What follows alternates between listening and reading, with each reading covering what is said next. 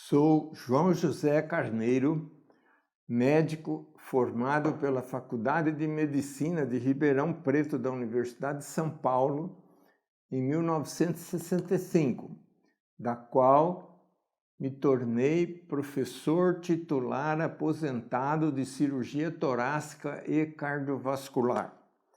Durante todo esse tempo, venho dedicando grande parte de minha vida ao tratamento de crianças portadoras de cardiopatia congênita. E hoje vamos dedicar aqui um tempo para discussão ou apresentação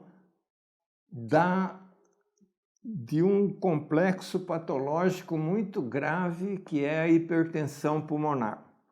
Grave porque, quando presente em uma determinada forma, condena o paciente à morte. Vamos discutir coisas aparentemente complicadas, mas de uma maneira muito simples para que todos possam entender o que nós vamos falar e servir depois para a orientação de muitas famílias que possuem crianças, principalmente sindrômicas, com hipertensão pulmonar. Para começar, nós vamos falar sobre nosso coração. Nosso coração tem essa forma que esse modelo representa e logo nós podemos evidenciar nesse modelo vasos que chegam no coração e vasos que saem do coração. Tudo que chega no coração é veia, tudo que sai do coração é artéria. Se nós abrirmos esse coração num corte longitudinal, que chamamos, ou decomprido, nós vamos ver que ele tem dois lados, um lado direito e um lado esquerdo.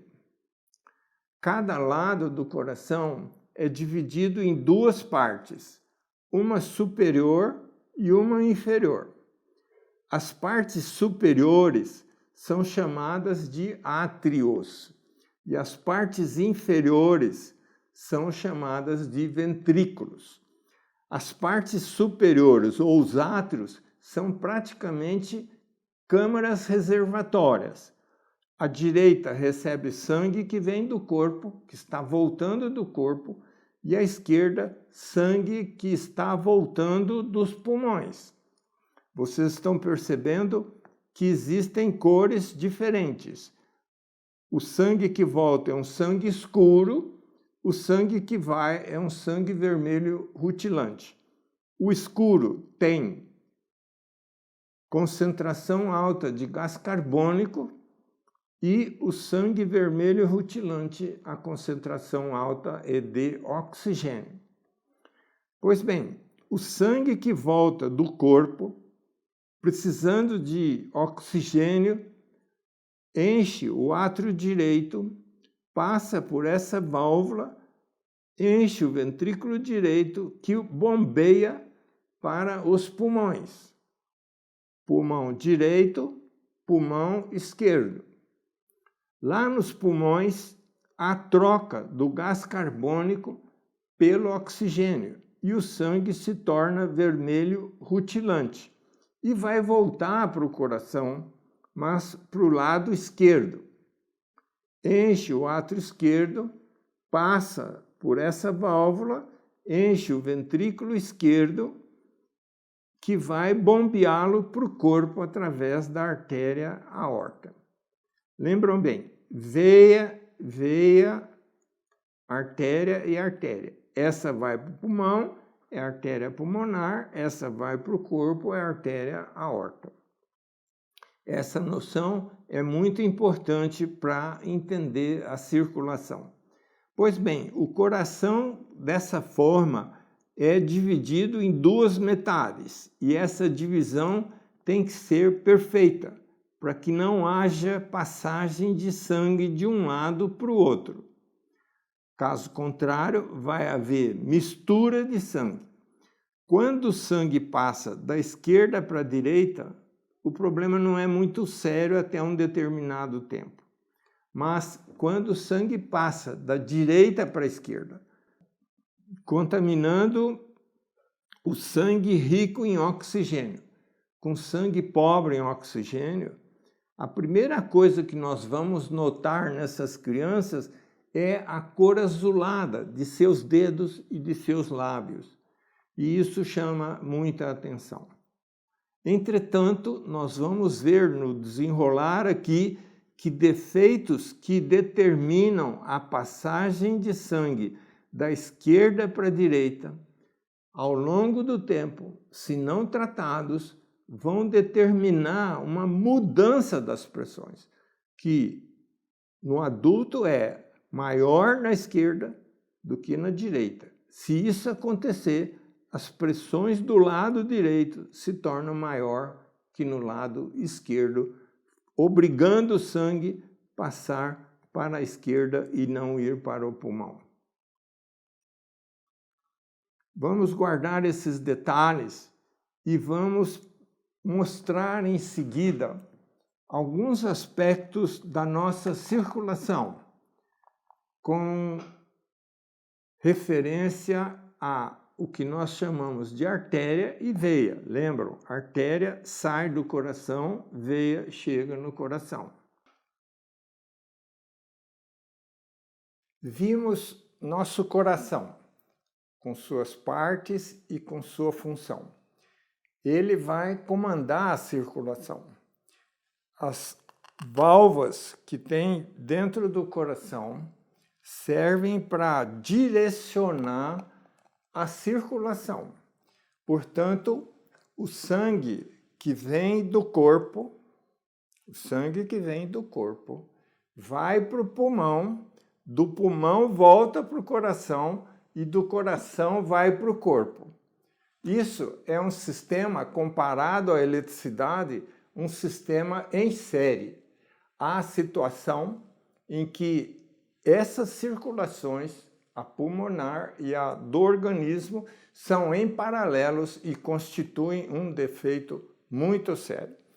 Pois bem, para a gente entender como que funciona essa circulação, como ela é regulada, digamos assim, vamos recorrer à lei de Poiseuille. Lei de Poiseuille, ela leva em consideração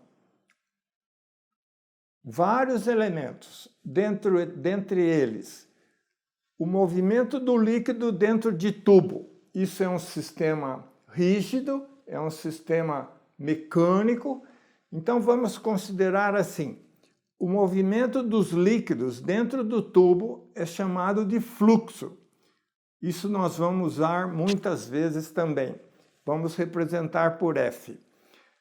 Quando o líquido se movimenta dentro do tubo, pela lei de Poiseuille, muitas variáveis entram nessa jogada e vamos considerar os elementos contrários, força contrária a esse movimento, como sendo resistência periférica, para ficar tudo mais fácil de se entender.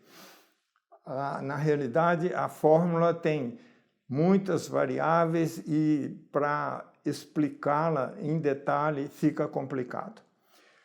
O líquido, quando passa dentro do tubo, ele vai exercer uma pressão contrária ao tubo e o tubo contrário a ele, dando pressão resultante. Então, nós temos aqui o fluxo representado por F, a resistência periférica, que é a dificuldade do líquido passar por esse tubo, e a pressão, que é resultante desse movimento. E nós vamos, pela lei de Poiseuille, chegar à conclusão que a pressão dentro do tubo é igual ao fluxo vezes a resistência periférica. Isso aqui nos dá a pressão resultante dentro dos tubos que nós temos. No nosso organismo, esses tubos são chamados de vasos.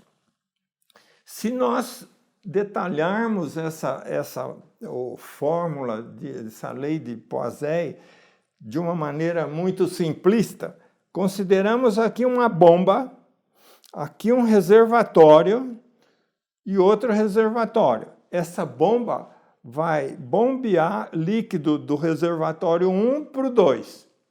O que nós temos aqui? Nós temos vários elementos. Nós temos o volume de líquido, nós temos o calibre e o comprimento do tubo, nós temos a bomba com a sua potência e o volume de líquido que nós vamos injetar lá de cada vez. A lei diz o seguinte, vamos considerar os tubos.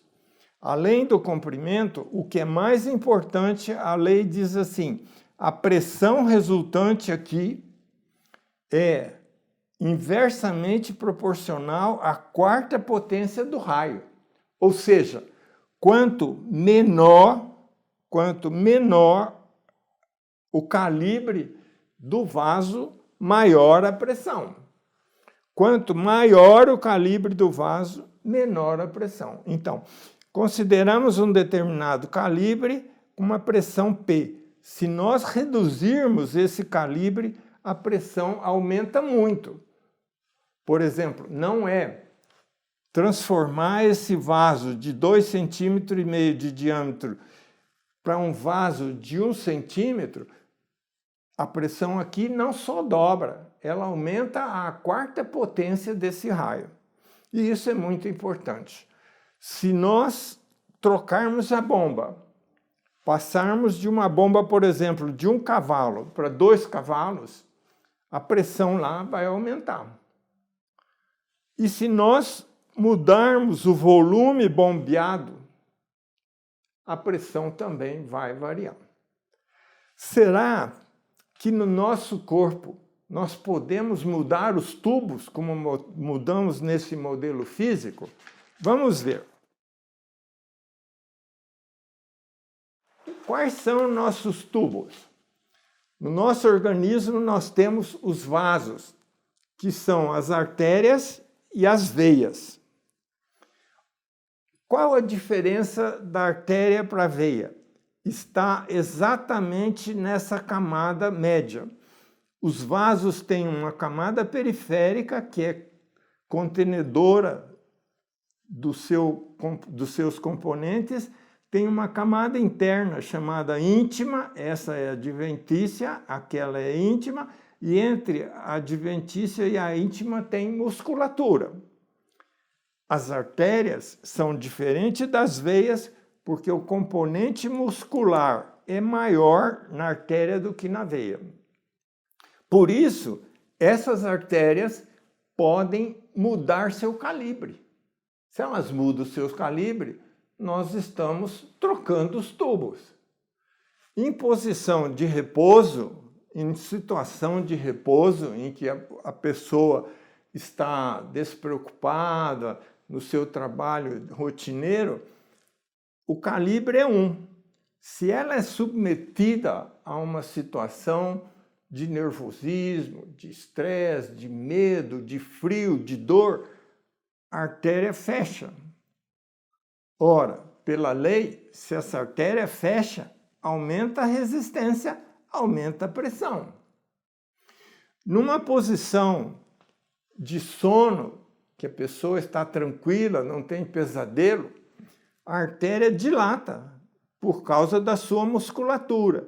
Se a artéria dilata, a resistência periférica cai, a pressão cai para um mesmo fluxo. E no nosso coração, os dois lados têm que bombear a mesma quantidade de sangue. Quer dizer, o que chega e vai para o pulmão tem que ser igual o que sai e vai para o corpo, porque senão não tem circulação mantida. Então, a diferença fundamental da artéria para a veia é a camada muscular. E, logicamente, o que controla nossa pressão de circulação é a artéria. Na realidade, não são nem as artérias, são ramificações das artérias. Porque as artérias vão se dividindo de cada uma, duas, até que chega numa situação extrema em que o sangue passa da artéria para a veia. É onde há troca de gases na periferia e isso é chamada circulação capilar. É o extremo da circulação, mas vamos nos concentrar aqui. A artéria tem músculo, é capaz de trocar de calibre, é a troca dos tubos da lei de Poiseuille. Então, como é que o nosso organismo tem artéria e veia num organismo já bem constituído em situação normal?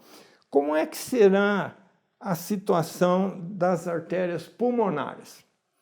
Nós precisamos considerar no feto, quando a criança nasce e quando a criança já está completamente adaptada aqui no meio externo. No feto, as artérias pulmonares são iguais às artérias do organismo. Elas têm uma camada muscular muito importante. Portanto, no feto, a pressão, por causa da resistência periférica elevada, é alta. Isso obriga a existência de comunicação na parte atrial do coração do feto, um orifício, que é a comunicação interatrial. Então, conhecida como CIA. E é feminino, não é o CIA, é a CIA. Por essa comunicação, como a pressão do lado direito é maior que esquerdo, passa sangue da direita para a esquerda. Nós dissemos lá atrás que quando há essa passagem de sangue, há problema para a criança.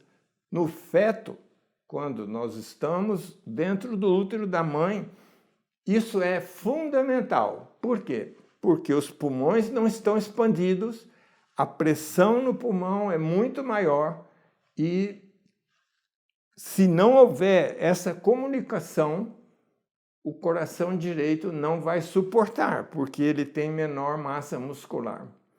Uma outra fuga de sangue que devia ir para o pulmão e não consegue, porque o pulmão está ainda sem expansão e com pressão maior, é a comunicação entre a artéria pulmonar e a artéria aorta. O sangue que veio, portanto, do corpo do bebê, entra do lado direito, passa para a esquerda e vai para o corpo outra vez. Ora, não tem onde buscar oxigênio, porque o pulmão está expandido? Não, tem onde buscar oxigênio. Essa busca é feita na placenta. Portanto, nessa fase, a artéria pulmonar é igual à artéria do corpo. A pressão é maior do que no corpo, porque a resistência periférica é maior. É maior porque o pulmão não recebe essa quantidade de sangue e o lado direito tem pressão maior. Tem resistência maior, a pressão é maior. Quando nós nascemos, o que acontece? Os pulmões se enchem, porque a água que estava nos pulmões é eliminada. Quando os pulmões se enchem de ar e se expandem, a pressão dentro deles cai, porque mais sangue vai chegar no pulmão para a troca gasosa. Nessa fase, embora a artéria do pulmão ainda parece com a artéria do corpo, a pressão vai cair, porque a resistência periférica cai devido a essa expansão do pulmão. Mais tarde, quando se chega a uma definição da circulação pulmonar, a resistência periférica cai, porque a artéria pulmonar deixa de ser como uma artéria do corpo e passa a ser como uma veia do corpo. A veia tem menor musculatura, tem menor resistência periférica, portanto, a pressão é menor. Essa noção é muito importante. Pressão no pulmão é sempre menor do que a pressão no corpo. Porque, senão, o ventrículo direito não consegue bombear sangue para lá. Colocado esses pontos todos, vamos discutir a hipertensão pulmonar propriamente dita. Quando nós podemos ter hipertensão pulmonar? Vamos voltar à fórmula final da lei de Poiseuille. Fluxo vezes resistência periférica nos dá a pressão final. Portanto, a pressão final alta, que é a hipertensão pulmonar, ela pode ocorrer ou por aumento do fluxo, quer dizer, a quantidade de sangue que está indo para o pulmão, ou por aumento da resistência periférica. Por isso, nós colocamos aqui hipertensão por aumento do fluxo e hipertensão por hiperresistência. Vamos ver a primeira possibilidade, hipertensão pulmonar por aumento do fluxo. Isso acontece quando há comunicação, quando houver comunicação entre o lado esquerdo com o lado direito. O sangue passa, parte do sangue que devia ir para o corpo passa da esquerda para a direita e aumenta o volume de sangue que vai para os pulmões. Isso pode acontecer no nível do átrio. Nós temos uma comunicação interatrial, que se fala CIA, abreviada, e se costuma dizer OCA, mas não é, é ACA, ou nível do ventrículo, que é a comunicação interventricular. Então, nesse esquema, sangue que vem da cabeça e dos braços enchem o lado direito junto com o sangue que vem do abdômen e das pernas. Passam para o lado direito, ventricular, e é bombeado para os pulmões. Digamos que tenha um orifício aqui, que tenha uma CIV, comunicação interventricular. Mais sangue vai encher o lado direito, porque além do que está vindo do corpo, tem esse que passa de lá para cá. Ora, esse volume de sangue aumentado vai para o pulmão. E inicialmente, o que acontece? Dilata, o ventrículo aumenta, dilata a artéria pulmonar.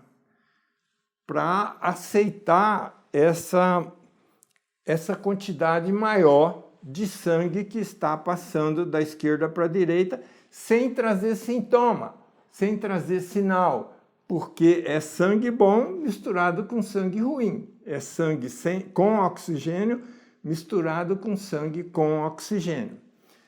Então, digamos assim, a artéria pulmonar era essa, parecida com a veia, ela recebeu mais sangue, ela dilatou, e tudo que é submetido a uma solicitação maior com musculatura tende a hipertrofiar a musculatura.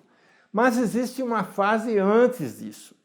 Se nessa fase anterior, em que a hipertensão pulmonar é por aumento do fluxo, né, nós temos reversão. Se nós fecharmos esse orifício, nós estaremos tirando esse aumento de fluxo e, com isso, volta a artéria de calibre inicial.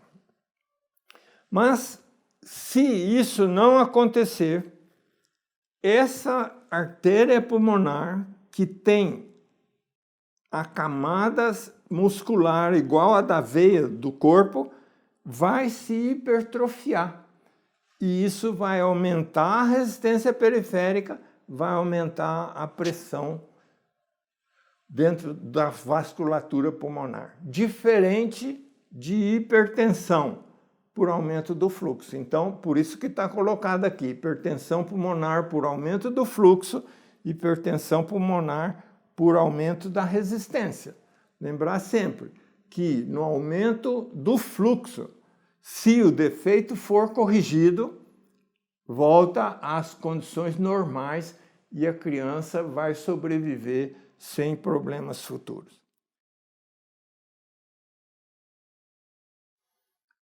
A redução da pressão por diminuição do fluxo conseguida através do fechamento da comunicação interventricular significa cura definitiva para a criança.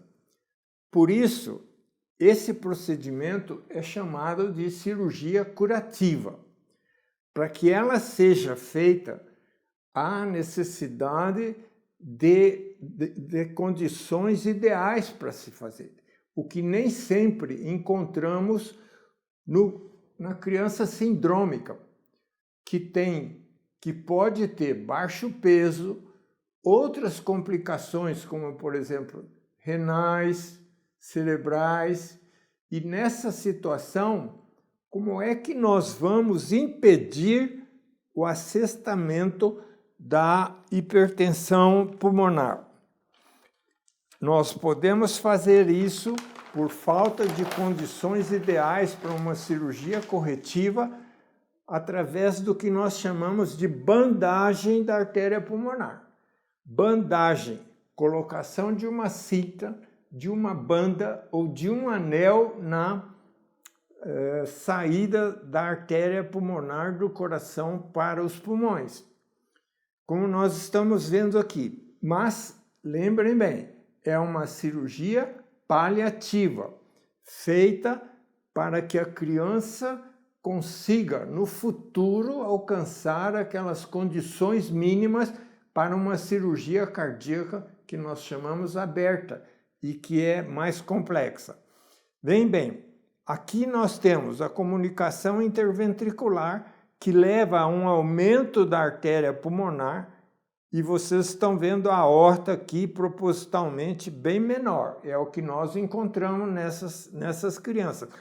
Porém, precisamos estar no estágio em que não há ainda o estabelecimento da hipertensão pulmonar por hiperresistência. Tem que ser uma hipertensão pulmonar por hiperfluxo. O que nós fazemos?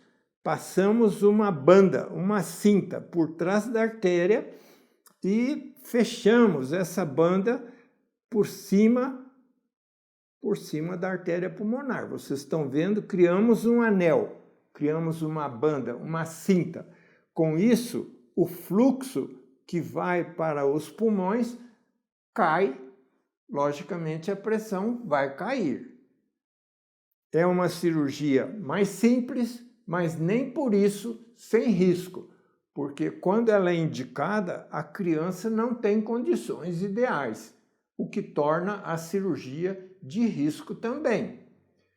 Mas é uma cirurgia de transição, uma cirurgia chamada paliativa. Ela está dando condições para a criança crescer e, no futuro, ser submetida à correção definitiva.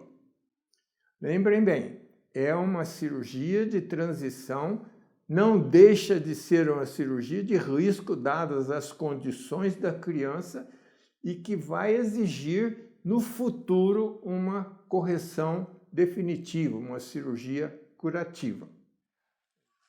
Pois bem, a hipertensão por hiperresistência não tem cura. Quando ela ocorre, a criança já está condenada à morte. E isso acontece por causa do que nós colocamos aqui. Houve uma dilatação, essa dilatação solicitou maior trabalho das artérias, elas mantiveram uma musculatura aumentada, uma luz diminuída, ou seja, elas criaram uma hiperresistência.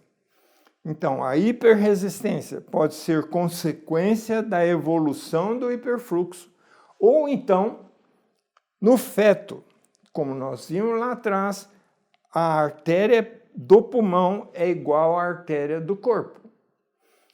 E tem que regredir depois do nascimento. Isso ocorre entre 3 e 4 semanas depois do nascimento. Se essa regressão não ocorrer, se mantiver o padrão de musculatura igual à do corpo, a resistência vai estar aumentada. Nessa situação, nós dizemos que houve uma manutenção do padrão fetal da circulação. Isso não regride. Isso não regride e a hipertensão pulmonar é condenatória da morte dos doentes. Isso precisa ficar bem claro para que, quando o médico chegar e disser, olha, sua criança não tem como ser tratada porque a pressão dentro do pulmão está muito alta, não tem outra maneira do que cuidados paliativos, que é dar oxigênio para a criança, quando a criança é maior, fazer sangria, tirar um pouco de sangue para melhorar o fluxo pulmonar e cair um pouco a pressão.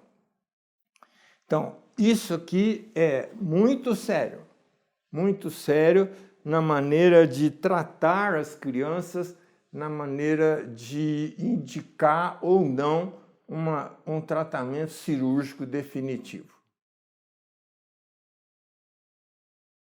Pois bem, colocados esses pontos do funcionamento e da doença hipertensão pulmonar, vamos mostrar agora quais são os meios que nós dispomos para fazer o diagnóstico dessa doença tão séria. Os primeiros dados são clínicos.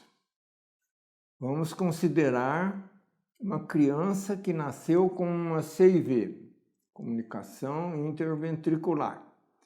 Essa criança tem sangue passando da esquerda para a direita, portanto, sangue oxigenado, aumentando o volume do sangue não oxigenado que vai para o pulmão. Essas crianças, em geral, não têm nenhum sintoma, não têm queixa, são crianças ativas, são crianças que têm respiração normal e a única coisa que nós encontramos nelas é um sinal, o sinal que é dado pela ausculta do coração, que é a presença de um ruído diferente do normal e que nós chamamos de sopro.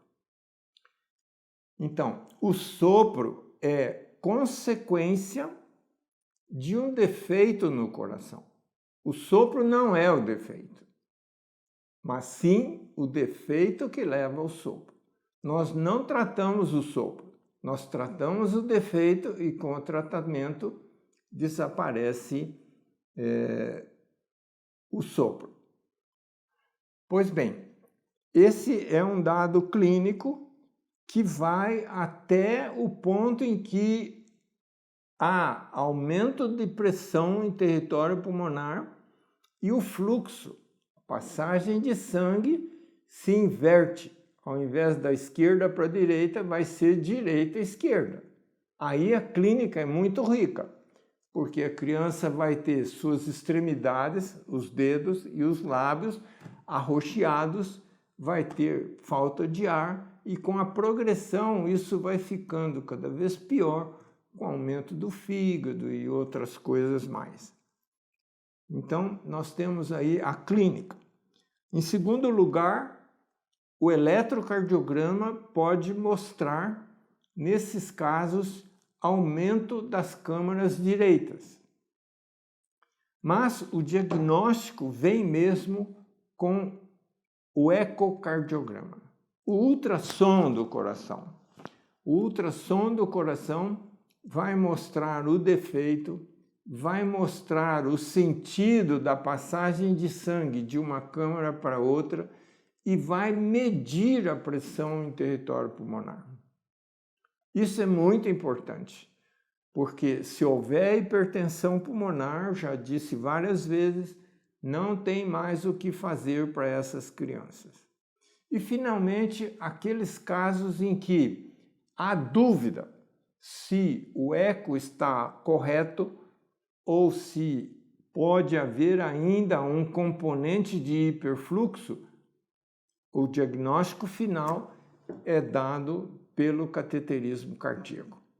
Cateterismo cardíaco em criança hoje dificilmente se faz, a não ser nessas situações, para tirar dúvida de uma pressão pulmonar ou então para tirar dúvida da anatomia de um defeito. E com ele, o diagnóstico vai ser selado, né? Portanto, casos duvidosos, antes de se selar o diagnóstico, precisa passar por um cateterismo cardíaco. Do ponto de vista de tratamento, já dissemos aqui, a hipertensão por hiperfluxo, que nós colocamos o exemplo da CIV, comunicação interventricular, é a correção cirúrgica. Em crianças sindrômicas, essa cirurgia, que é muito simples naqueles não sindrômicos, tem uma série de problemas que precisam ser considerados. As síndromes, em geral, levam a facilidade de outros problemas. Por exemplo, os sindrômicos tipo Down têm uma facilidade muito grande de ter complicações pulmonares pós-operatórias. Isso agrava o prognóstico. Na síndrome Edwards, que nós estamos aqui colocando em evidência neste mês, os problemas, além de pulmonares, são agravados por outros problemas de ordem neurológica ou de comprometimento renal, por comprometimento do tubo digestivo, que é a presença de refluxo gastroesofágico. Então, tudo isso se torna uma abordagem cirúrgica dessas crianças portadoras de Edwards muito mais difícil do que em uma criança não sindrômica. Correção de comunicação interventricular ou de comunicação interatrial são cirurgias extremamente simples, são das mais simples que se faz na especialidade de cirurgia cardíaca. Mas essa simplicidade não é a mesma de quando existir síndromes. Um conselho: se filho de vocês ou conhecidos de vocês tiverem quadros sindrômicos, especialmente do que nós estamos tratando aqui, dos casos de síndrome de Edwards, vocês precisam estar muito confiantes em seus médicos. Quando o médico disser, olha, não tem condição de operar porque a pressão pulmonar é alta, porque as condições outras não permitem a cirurgia cardíaca, que é um procedimento complexo, envolve função cardíaca, função renal, função pulmonar e muito função cerebral, vocês precisam discutir em detalhe essa situação e aceitar o que o médico está colocando para vocês.